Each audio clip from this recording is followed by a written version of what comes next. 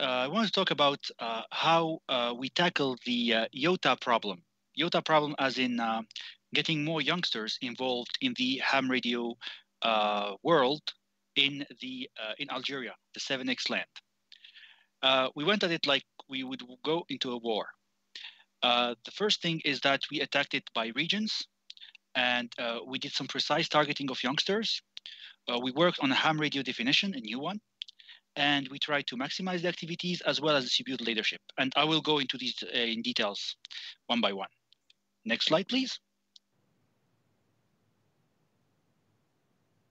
Okay, so working with region. As you see on the left, there is the map of Algeria, and there are two dots in red.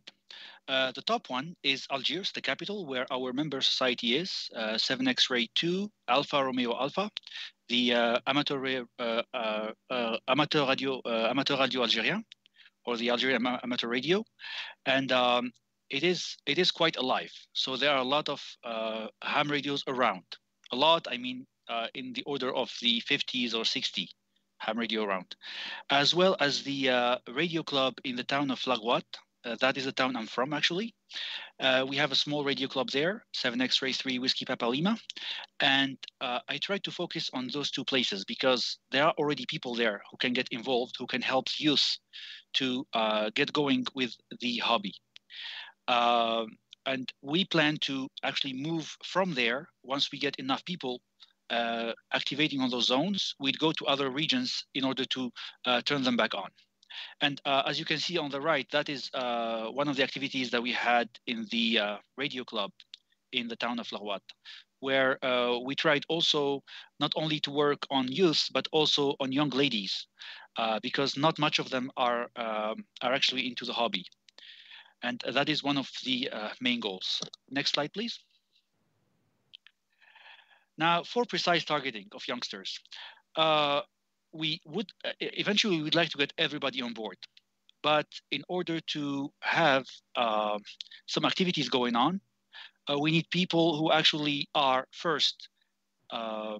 They want ham radio. They would want ham radio because it's part of their studies or part of their hobbies, and who can later help to train other people. Because what's happening in Algeria is that in the ham radio field, we have very few people who are technically capable. We have very good operators. They do a fine job. But when it comes to setting up an antenna or doing some little electronics repair or creating some sort of electronic design, not much people can actually do that in our country.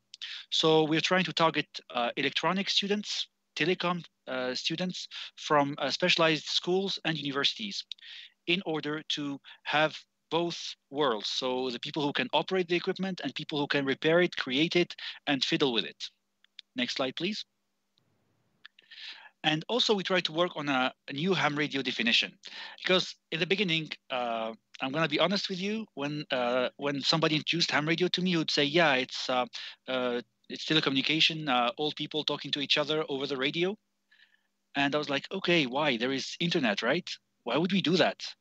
And then after getting into the YOTA and getting into the TTT, I understood that ham radio is not about that at all. Talking is just a small part of it. A big part of it is a technical aspect. The electronics and the telecommunication technologies that are involved in them. And a lot of ham radios have patents, have research into the fields of electronics and telecommunication technologies, and they are improving upon them. So this is a new definition that I go by with youngsters. I tell them, well, we are a group of people around the world. We work together on improving electronics, telecommunication technologies, and getting everybody connected together.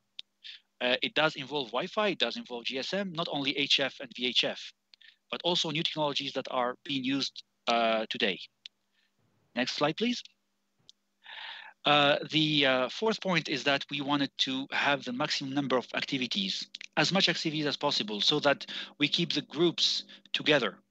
So we try to have an activity every week in order to stay connected. And usually we try to do activities outside, take the youth, the young people in forests, in beaches, in the middle of nowhere, just to experience an activity together so that we stay together and we stay soldered together as a group. Next slide, please. And we thought of this distribution of leadership. So we have run around a problem that our member society was not meant, was the roles were not distributed for a young audience, for youth, young people. So what we did is that we distributed leadership of each group by origin. What it means is that, let's say we have a certain school in a certain place. We see somebody in that school who has the leadership capability, who can actually orient people, who like to teach, who like to give advices.